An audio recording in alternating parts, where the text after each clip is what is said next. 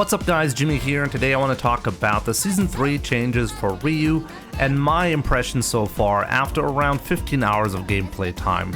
There's been a lot of discussions about Ryu being so strong in this season, and I just recently made a tier list about Ryu being a top 10 character in Season 2, so now they buffed him even more, so clearly he's going to be the best character in the game, right? Well, I actually have my doubts about that, but we'll talk about that later on. There's definitely going to be a hot take in this video about Ryu probably not being much stronger than he already was from Season 2.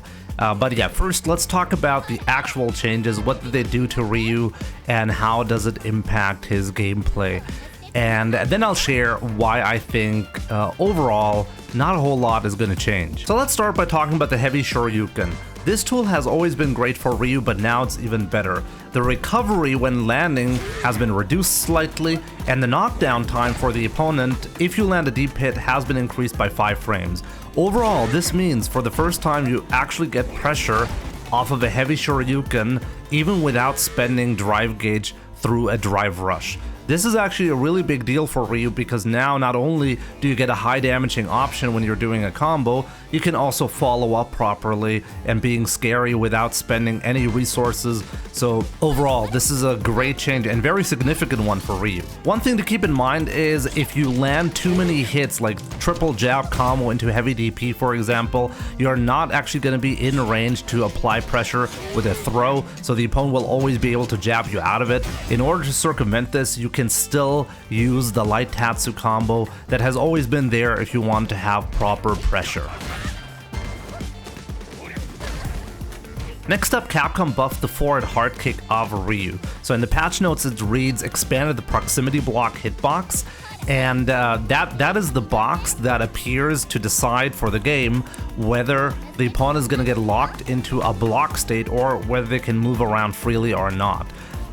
This effectively means if you're doing a forward hard kick now, it's more likely for the opponent to get locked into a block state, meaning they cannot just move freely around or back into a whiff punish scenario. This has actually happened to me many times, which is why you always have to be extra careful with the forward heavy kick. Now it seems like it's going to be much more threatening, but I'll still have to check it out. I'm not quite sure how much of a difference it makes. Next up, let's talk about the Hadoken. This move has been changed so that on hit, the frame data has been changed slightly in your favor, and also the damage changed from 600 to 700. Now, that does not actually make a whole lot of a difference. You have to keep in mind one jab is 300 damage. So as you can see, this is not going to be much damage extra. If you land 3 Hadokens, you're going to get 1 jab worth of damage extra. But those Hadokens can add up, so this is overall still a good change. The other versions of the Fireball have also been improved.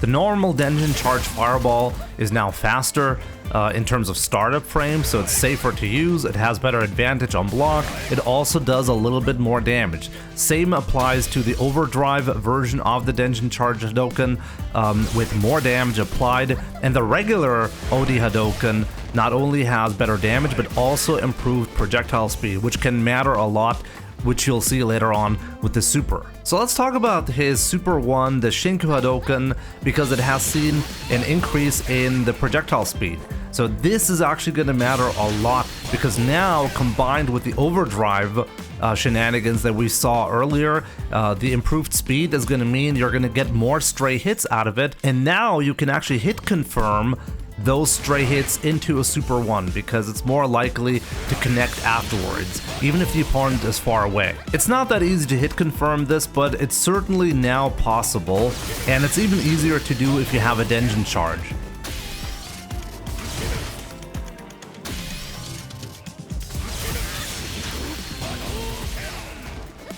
Speaking of Denjin Charge, the Super 1 combined with the Denjin Charge is absolutely ridiculous nowadays. It is not really, you shouldn't think of it as a projectile, it is more like shooting a gun. Basically, from anywhere on the screen, if you land any kind of stray hit, even if you're full screen away, if you do the Super 1, it will almost certainly hit the opponent as a combo afterwards. It's ridiculously fast. So not only can you hit confirm a fireball into a super, you can even do a mid-screen OD Tatsu now, and it will still connect with the Denjin Super 1. This is actually crazy. So now let's talk about his level 3 super, which has seen a really interesting improvement. In previous versions of the game, after you land a level 3 super, Ryu simply didn't have any kind of pressure. You couldn't even do an OD fireball and expect it to land. The opponent could always jump and get a way out. No pressure whatsoever, effectively. And now, Ryu with a drive rush can actually interrupt anything. Like, if the opponent wakes up with a jab, they will get clipped by a medium punch. So this is actually really important. It's a big swing in Ryu's pressure game after landing a level 3 super. So now let's talk about Ryu's level 2 super, which has seen some interesting improvements. This super has 3 different power levels depending on how long you hold the button after you activate the super. If you let go immediately, you get power level 1. If you hold down a little bit, you get power level 2, and if you hold down all the way, you get power level 3. Capcom decided to give this super an interesting improvement to the level 2 specifically. Charging to the power level 2 requires 2 frames less charge time now, which opens up some new possibilities. Previously, Ryu could only get this charged and powered up version of the level 2 with the heart punch, but now he can even get it from a medium punch because of the lessened requirement. So for the first time, Ryu is getting a nice hit confirm set up into a level 2, into a charged level 2, but it doesn't really make that much of a difference. It's just a minor damage buff, but where this really shines is the overall change when you have the Denjin charge stocked as well. So previously you had to charge to the full power level 3 to get a combo follow-up, but this requirement is no longer there. You can also get it with a power level 2, which is huge.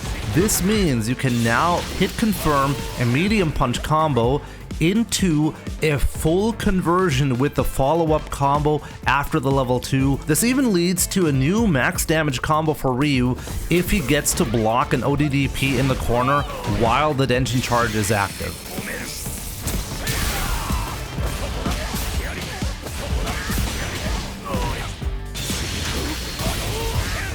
So yeah, this is pretty much it for Season 3 Ryu. Pretty insane considering he was already a strong character in Season 2, and now he's even better. I left out a couple of other changes, but I consider them minor, or they're part of universal changes that Capcom decided to go for, so I left them out. So yeah, this is not a full list, but the most important ones were covered. So now let's talk about my hot take that I hinted at the start of the video. I can totally see a lot of people going wild in the comment section about me downplaying Ryu when he's that strong, and I kinda get it. Like, even while filming this and editing this, I'm like, wow, Ryu is really absurd now. But there are a few things that you should keep in mind. You know, in Street Fighter V, we had this discussion about Gil. I feel like in a pretty similar fashion, it really reminds me of this. A lot of people saw combo videos of Gil absolutely crushing the competition, doing ridiculous stuff, and a lot of people kept asking why we're not seeing Gil in competitive play, because he looked so strong when he just boiled his entire gameplay down to just a combo video. And the problem has always been, and this is like a common theme in Street Fighter, the same thing, by the way, applies to Jamie. How many conditions do you have to meet in order to get something specific? And this is like the key point that I want to make about a lot of the Ryu changes. If you have too many conditions that you have to hit in order to get something, it's usually not considered strong. This is the entire reason why Jamie is not considered a strong character, because on paper, if he gets to drink, he actually becomes a really strong character. But the problem is, on average, you simply won't get the drinks that you need in order to become powerful. You kind of have to be winning already to get to your win condition, and this is always bad when that's the case. In the same fashion, the Denjin charged level 2 suffers from the same problem. When are you going to have a knockdown on your opponent while having a Denjin active and ready to go, then block a DP and then go for the full punish in the corner? When is this ever going to happen?